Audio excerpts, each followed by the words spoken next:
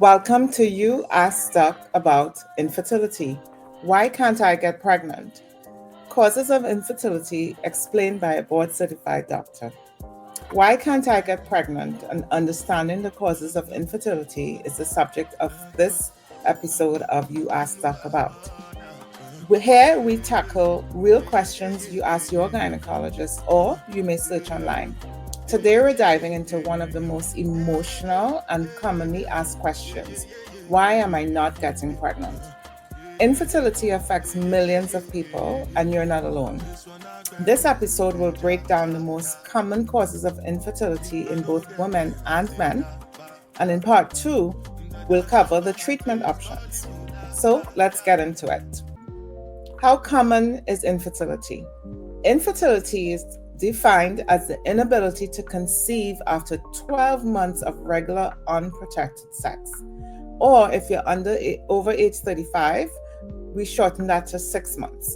So again, infertility is defined as the inability to conceive after 12 months of regular unprotected sex, or 6 months if you're over 35. Primary infertility refers to the inability to conceive with no prior pregnancies. And secondary infertility is when a couple has previously conceived a child, whether through pregnancy, natural conception, or other means, but is now experiencing difficulty conceiving again. Globally, 1 in 6 couples face this challenge. That's huge, and it's not just a woman's issue. Male factors account for up to 40% of cases of infertility.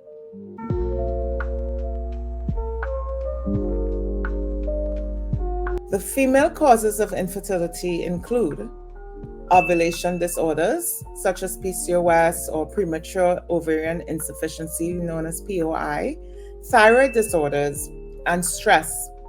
Tubal issues such as blocked tubes from infection or previous surgery, uterine conditions such as fibroids, endometriosis, or uterine polyps, and also an age-related decline are all female causes of infertility.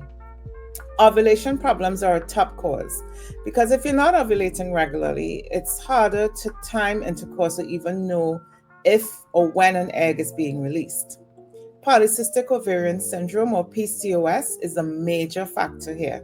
So is early menopause or conditions like thyroid imbalance. PCOS is a significant contributor to infertility, and it accounts for a substantial portion of cases, particularly those involving ovulatory dysfunction. Estimates suggest that 70 to 80% of infertility causes related to lack of ovulation are due to PCOS. Here, we're just displaying this data as expressed by our own study at Azalea Health, where we looked at our patients who were diagnosed formally with polycystic ovarian syndrome. And based on our numbers, this is in fact true. Now, among the women with PCOS in our study, 20.49% conceived and 79.1% had successful childbirth out of those numbers. And this mirrors exactly what is seen globally. Then there are structural issues that can cause female infertility.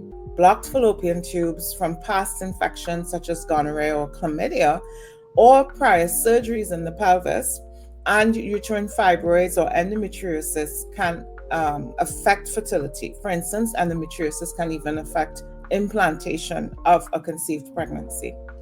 And yes, age matters. Fertility declines after 35 and more sharply after 40. Mainly due to declining egg quality. Now, male causes of infertility must be discussed as well. Let's talk about the other half of the equation. Male infertility is more common than many realize. Low sperm count, poor motility or how they swim, or abnormally shaped sperm can all reduce chances of conception. Causes include hormonal imbalances in men, infections, genetic conditions, or even things like heat exposure from frequent hot tubs, smoking, or tight underwear. A semen analysis is usually the first test done for men. Unexplained and combined infertility does cause problems getting pregnant. Sometimes, after all the tests, everything may look normal. That's what we call unexplained infertility, and this affects 1 in 5 couples. Can be frustrating.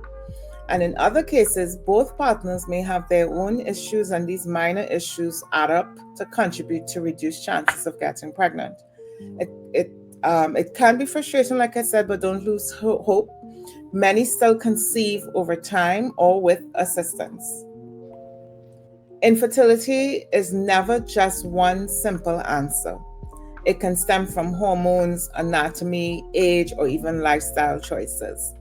The key is, don't wait too long to ask for help. If you're under 35 and it's been a year, or over 35 and it's been over 6 months and you've been trying to get pregnant and you've not been successful, talk to a doctor. And in our next episode, we'll break down the latest treatments, from simple medications to advanced technologies like IVF. So hit that subscribe button and comment below if there's something you want answered in part 2. Thank you. Also book an online consultation with me for a one-on-one discussion of your specific concerns. Bookings for online consults can be made easily via our website.